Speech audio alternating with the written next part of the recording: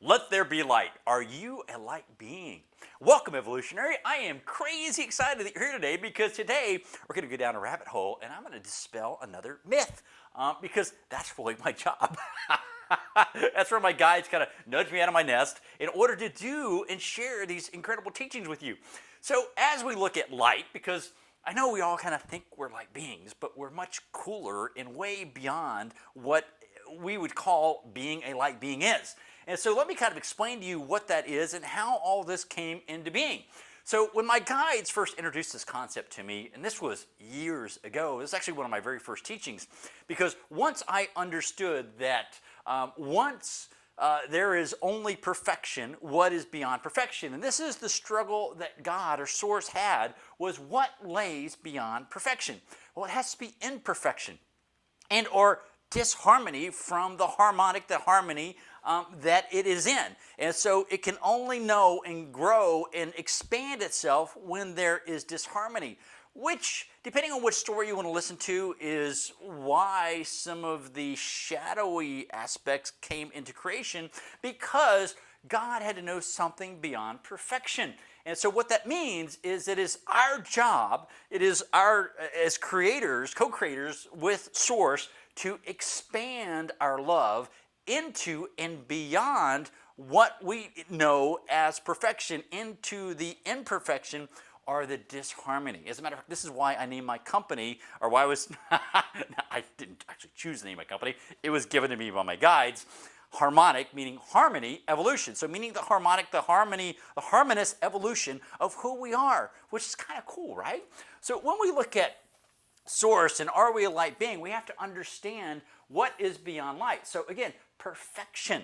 And then what happens when there's no longer perfection? There is chaos. Matter of fact, I love this Latin saying. It's ordo ab chaos, which is order from chaos. So we're actually going in, our jobs really as angelics is to go in and restructure the disharmony, the chaos, and create perfection within it. Now, as we do that, and I know this is kind of a crazy time, but we have to approach things in non-judgment. We have to approach things in love, because as our cup, the grail of who we are, fills up with love, then there is nothing but love. And this is critical because it creates an experience, an expression that creates ripples through time and space, because we are altering consciousness through our non-judgment and through our love. And so we are taking what God and Source did as perfection, entering into the disharmonic space, the chaos, with perfection of who we are as we attune and atone to who we are with regards to our God force within us. We now have expanded into the disharmony, causing harmony. Isn't that cool? Isn't that like a cool thing to do? I mean, I love that, because it is up to us as angelics to expand beyond and carry this God force into the shadows, so that we are the creators of even a greater perfection for God, for Source. This is powerful stuff. So the story that I just shared with you is really it's like a prequel. It's almost like one of these Star Wars movies. It's a prequel. Because what happens is that when the Bible and the Vedic text and other texts said, let there be light, which is why I've got this here, because it is the main theme of what I'm talking about today. Let there be light. So light is created from word. And this is really important, because word is the essence of God. It is the light of the light. And spoiler alert, you are the light of the light. So when you think about being a light being, you're not really a light of how we would see it in a three-dimensional aspect. You are the light of the light, but I'll get more into that in just a second. So as we look at creating, we are creating reality, because God, Source, when they said, and he spoke, or she spoke, let there be light, reality was created. Now, so from nothing, sound, which is word, created light. Sound, word, commands light. Now this is also very interesting, because if you believe you are a light being, the Word of God, sound, actually commands light. So I don't know about you, but I want to be a co-creator. I want to be beyond light because I don't want to be commanded by sound. And sound is, well, it is the essence of who we are, and it allows us to emanate commands, blessings, as well as curses through the chakra in our throat. Because this is the passageway up from the heart. The heart, remember, is the soul, solar, that's the sun of the solar system, S-O-U-L-E-R, that we emanate from. And so the tongue itself is a part of the heart muscle that comes up. And this is one of the things that I shared with you last time about doing the bhaga, which is what you're actually connecting the heart muscle of your tongue to the roof of your mouth, which creates a circuit. And that circuit is all empowering. So let me get back to sound for a second, because I want everyone to understand, going back to ancient times, sound transforms. So from the singing bowls to chanting to just a number of different things. I mean, just feel or think about how vibrant you feel when a great song comes on the radio. So sound actually transforms. Light informs. And that's a very important distinction. So sound transforms. So you've got mantras and all the different aspects of how we communicate is a component of sound, because as we communicate, that resonance, and actually one of the funnier things is people go like om and om, meaning that om and aum, it means the same thing. Oh my gosh. Who are these spiritual teachers that are talking about om and om meaning the same thing? They've got a very different and unique vibratory sound. Their frequency is completely different. The enunciation in which you project this sound quality, because it is a quality and they do each have different qualities, they're not the same. Om is actually, OM, actually entraps you in the physical universe. AUM, the original, is actually the expansion beyond this universe. So, I don't think anybody else is teaching this. But as you, as a matter of fact, I know no one else is teaching this, and I'm just blowing a few minds, I'm sure. But as you do Om, just like I talked about the chakras and the chakra colors being false, this is a false teaching to keep you entrapped within the physical. Because when you do Om, A-U-M, you are actually going beyond the physical, so beyond time and space into space-time. And that's actually important for you to understand understand as you step beyond physical reality and are able to tap into really the afterlife, the otherworldly realms. And this will accelerate your teaching. Just this one little simple understanding of vibration, of how this frequency interacts and creates this vibration within your avatar, your physical, your body temple structure. So remember, as I talked about in an earlier video, you are enlightened, but it is the light of the light. And what do I say by that? The light of the light. Well, the light of the light really, if you think about it, I'll try to simplify this because it's really simple, but a candle, as an example, what emits light, right?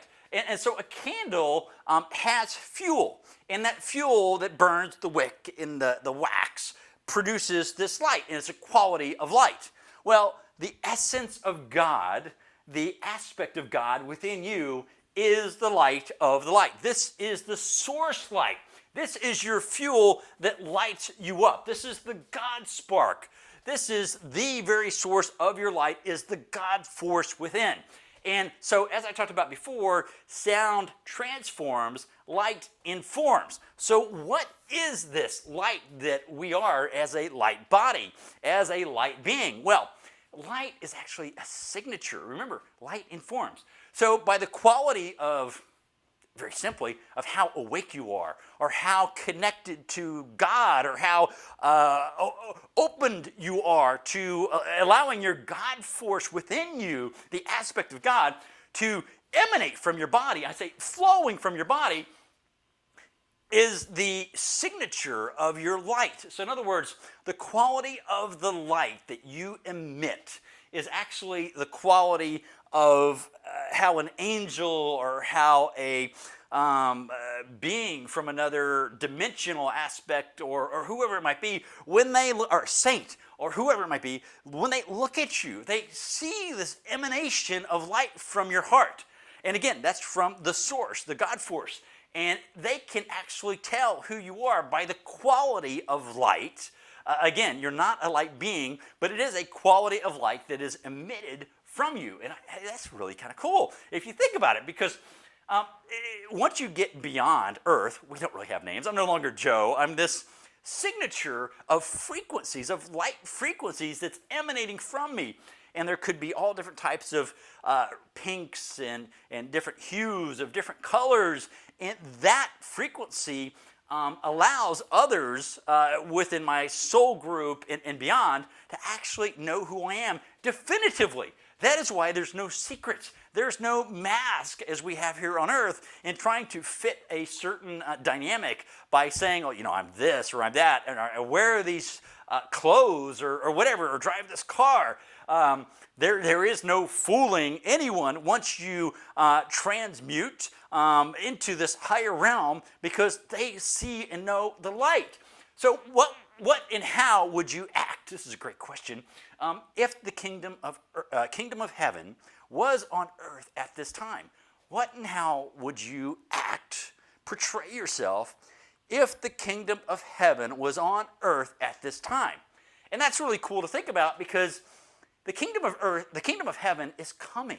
And it is something that we must get a grasp on, because as we evolve, we must become more aligned with our truer self. We must understand how to go deep within and unlock this flow of love. Remember, to fill in the disharmony from a perspective of non-judgment. And it is so critical for everyone to wake up and unleash this flood of light within the light, the source of and this aspect of God within. So remember, light is your signature. Angels, saints, masters can see this. They know exactly who you are by your light signature. And this is really kind of cool, because one great example, even beyond the scope of light, if you remember Dr. Emoto, if you know who Dr. Emoto is, Dr. Emoto did these fantastic experiments around freezing water based on the emotions you would project into that water. And so what you would get is these beautiful, amazing, crystalline, multidimensional structures that when you projected love, when you projected gratitude and these other giving and these other heart-based types of emotions, you would emote them into this water.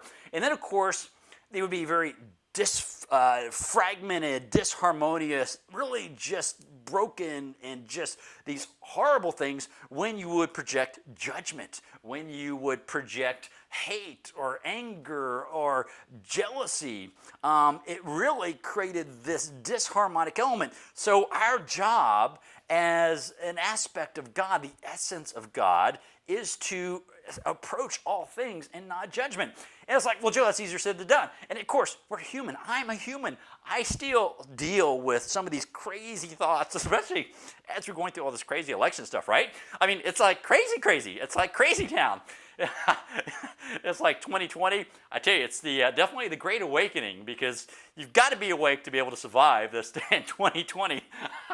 So getting back to Dr. Emoto, if you're not familiar with his work, Google him and just kind of see what this represents. Because when you look at his what he's done, you can actually just portray and think about this in your mind's eye of saying, wow, what kind of a crystalline, dynamic, three-dimensional structure am I? Am I harmonious or am I disharmonious? And then when I, let's say, step into judgment, how does that impact the harmonic structure which I am creating for myself? I've actually caused some things to maybe break off or warp, and that's actually creating more of a shadow effect coming back into perfection, because remember, our goal is to step into the shadow and make it perfect.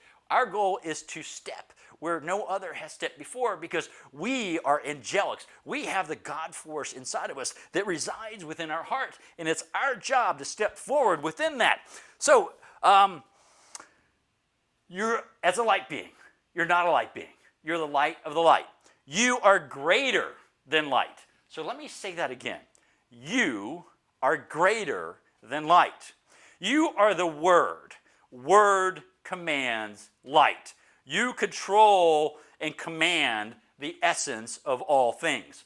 Once you unlock the God force within, you create harmony from disharmony. You create order from chaos. And that is a magnificent thing to do. You are creating the kingdom of heaven on earth. You are creating and reestablishing the Garden of Eden on earth. So it's really exciting. So remember, you are the essence of God.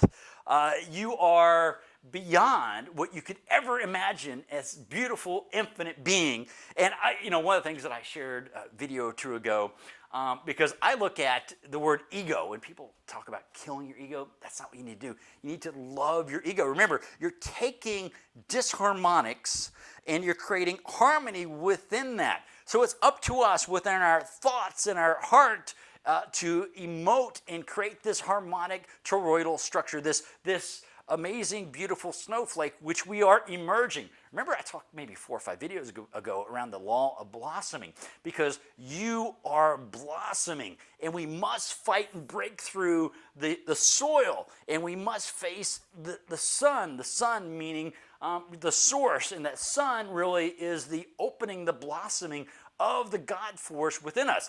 So again, ego, but I also talk about the essence of God. So ego, and that's to do a word scramble, or letter scramble, I should say, and it's the essence of God, because converting ego into from ego to EOG, that's where and who you are. You are this amazing, beautiful, angelic. So please, if you have questions around this, understanding the light source of the God force within you is just this amazing thing that I wanted to share with you today. Because remember, when God, our source, said, "Let there be light," that was the creation of duality. You cannot, and this is very important for you to understand, is there cannot be duality without light. So when God, or source, created created light, he instantaneously created duality. So duality is a place for us to learn and experience how we can step into the God force. And I think that's really important, because without light, there is no duality. So remember, you are beyond light.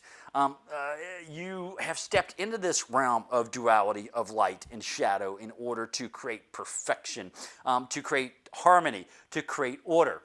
So I just wanted to leave you with that, and I'd love to get your thoughts. Hit the like button. I know you're supposed to say that. But more importantly, share your thoughts and help me understand how I can always help you evolve, because this is a journey for both of us.